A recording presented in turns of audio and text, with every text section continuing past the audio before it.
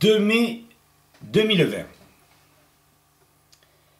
La vidéo s'intitule étrangement Covid-19. Économie 18 mois après. Pourquoi cela? Parce que administrer, c'est prévoir. Nous tâchons sans prétention de redonner espoir à tous. Ne soyez pas surpris. Respirez et comprenez le message de citoyens qui vous aiment. Cette farce coronarienne, ce contexte mis en place par des pervers, cette diabolique tragicomédie masque l'effet délétère des ondes électromagnétiques. Nous l'avons largement prouvé. Le coupable, innocent inventé, le Covid-19, ne sera un jour qu'un triste souvenir. La résultante, une hécatombe malheureusement préméditée par l'État, vu la confiance aveugle de beaucoup, rivée sur la TV. La minorité cultivée, agissante, instruite, de bon sens, pugnace, récupérera le pouvoir souverain du peuple.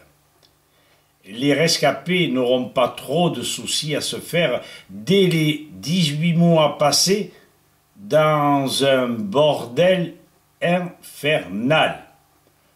Nous espérons nous tromper. Nous serons donc en janvier 2022. Voici probablement le scénario que nous vivrons, emprunté à l'expert comptable Gaston Puel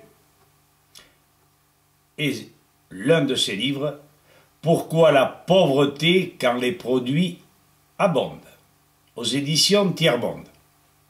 Avant d'expliciter sommairement la manière simple de sortir de l'impasse dans laquelle nous serons, économiquement parlant, peut-être que par vidéoconférence, si certains citoyens la mettent en place, nous pourrons davantage développer.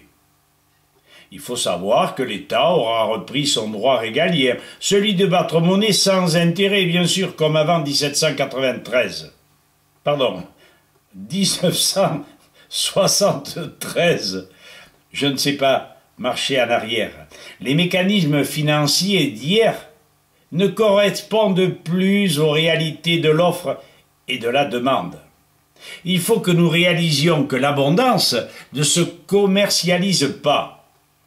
Elle se partage avec l'effort nécessaire de chacun pour l'assurer. Les dettes de tous seront annulées. Les entreprises et les citoyens se retrouveront tous sur le même pied d'égalité. On repartira à zéro. D'ailleurs, pourquoi avoir des réserves pécuniaires puisque l'on vivra de nos productions utiles, nécessaires, citoyennement réclamées, donc c'est pas du communisme, correctement suffisante, en respect avec la nature, n'est-ce pas? Plus de gaspillage. Par mauvaises années agricoles, nous serons tributaires des denrées produites et de l'émission monétaire de l'État correspondante, relativement plus simple. Justice en tout point. Pour qu'une économie fonctionne, il est impératif qu'il y ait une demande justifiée, que la production suive, grâce au savoir-faire des professionnels, des structures de leurs entreprises, enfin, que la production se vende. C'est simple, non? L'industriel qui exécute les commandes réglera ses fournisseurs par des traites, escomptables ou pas, acceptées par l'organisme de crédit, habilité par l'État. L'État, au départ, créant la monnaie utile aux futures fabrications. Lorsque les fabrications sont réalisées et les ventes effectuées, le fabricant paie ses dettes à la manière des hypermarchés d'hier. l'organisme de crédit, contrôlé par l'État, nous le répétons, récupère son prêt. On approfondira sur la valeur de l'escompte, qui est infime. L'État, par l'impôt, sur le fabricant, les vendeurs, les acheteurs, assure ses rentrées d'argent. Mais d'autres solutions meilleures sont envisageables, ne serait-ce que des excédents prévus aux fabrications, à l'élevage, à bien d'autres secteurs d'activité réservés aux échanges internationaux, par exemple. L'État crée la monnaie équivalente, comprenez-le bien, à la valeur de la production. Donc, simplification dans la distribution et la répartition de l'argent, quasi égalitaire. Ouvriers productifs compris. Une moins-value pour les retraités, les enfants, à la limite les mères de famille. Une carotte aux plus entreprenants. Évidemment, pas d'inflation, de déflation ou déséquilibre quelconque. C'est clair, on produit, on émet la monnaie, on partage, le tour est joué, et quand tout est distribué, il n'y a plus rien sur le carreau. Point de chômage. Rigueur économique ou économico-administrative. C'est important.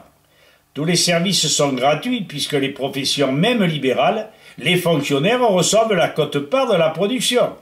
Évidemment, il est nécessaire d'évoluer pour accepter ces changements. Mais les avantages sont énormes.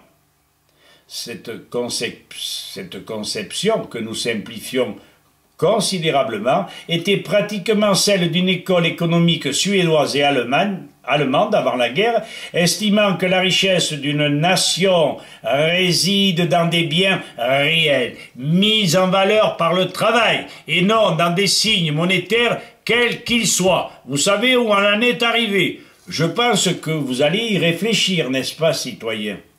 Merci.